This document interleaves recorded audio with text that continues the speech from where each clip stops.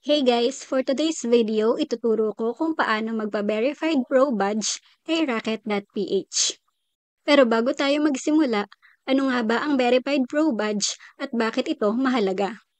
Ang verified pro badge ng Racket.ph ay isang verification badge na nagpapatunay na ikaw ay isang lehitimong freelancer o service provider sa platform. Karaniwan, ito ay may kasamang mga benepisyo tulad ng mas mataas na kredibilidad at tiwala mula sa potential clients, mas mataas na visibility sa search results ng Racket.ph at mas maraming opportunities at projects. So paano nga ba magpa-verify kay Racket.ph? So una, pumunta tayo kay Racket.ph at alamin natin ang mga requirements kung paano magpa-verify dito kay Racket.ph. So, ang nakalagay dito, please note that the currently Racket.ph only caters to Filipino creators and sellers. Therefore, in order to qualify for the Verified Pro Badge, you must be a Filipino. To qualify for a Verified Pro Badge, the following criteria must be met. Dito tayo sa for product sellers kasi nagbibenta tayo ng mga digital products. Number 1, complete Racket Ship profile. So, kailangan daw mag-upload ng clear na picture. Then, include a relevant and appealing cover photo.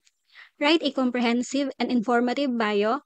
Offer your products, including samples. Provide a link to your curriculum vitae or portfolio, social media profiles, or any proof that demonstrate your abilities and experience.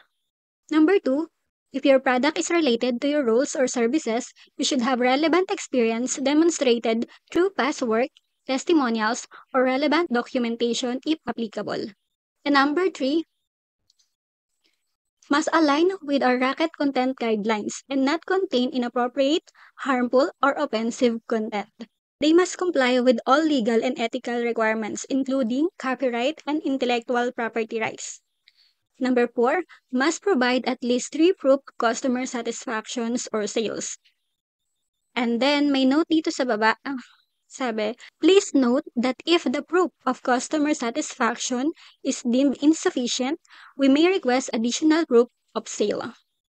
So dito, explain ko lang, sa number 1, ito yung nag-register tayo kay Racket.ph to sell online. So dito, kung gumawa ka na ng account mo, so okay na to, nagawa mo na to. Kasi bago ka makabenta kay Racket.ph, dapat nakapag-upload ka ng picture mo, nakapaglagay ka ng cover photo mo, and informative bio. So yan, okay na yan. So bali ang gagawin na lang natin dito ay mag-a-upload ng 3 proof of customer satisfaction sales. So kung gusto mo magpa-verified pro badge, kailangan ay meron ka ng 3 proof of customer satisfaction or sales. And then, ito sa baba, ano ba ang benefits ng Verified Pro Badge? Ang sabi niya dito, a Verified Pro Badge that displays on your Racket ship showing clients or buyers that you are a trusted racketeer. Your Racket ship will receive priority placement on the Discover page and marketplace when clients or buyers search for talents in your specific role or product category. Ngayon, gawin na natin kung paano Verified Pro Badge kay Racket. So, pumunta lang kayo sa inyong Racket.ph. Kapag nandito na kayo, pumunta sa, pwede dito sa projects and orders. And then, i-click nyo yung completed. Tapos, eto, i-screenshot nyo yan. Screenshot nyo to. Yan, i-screenshot nyo tong projects and orders. Kapag na-screenshot nyo na, let's go here. I-click nyo lang yung help and support and then contact us dito sa taas. And then, i-click itong email.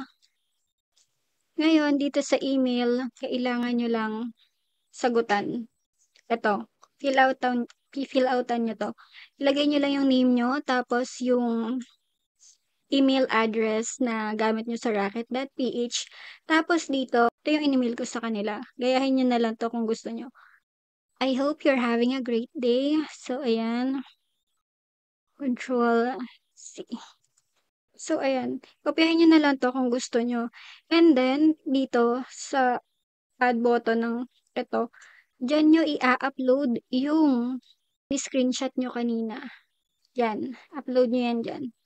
And then, isa-send nyo yan. And then, after siguro mga 1 week akong nag-intay dito bago maging verified pro badge.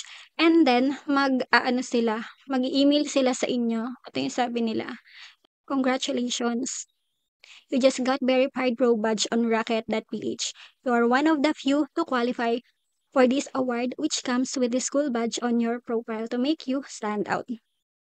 So, ayan. Ganun lang kadali. Ganun lang kadali, guys.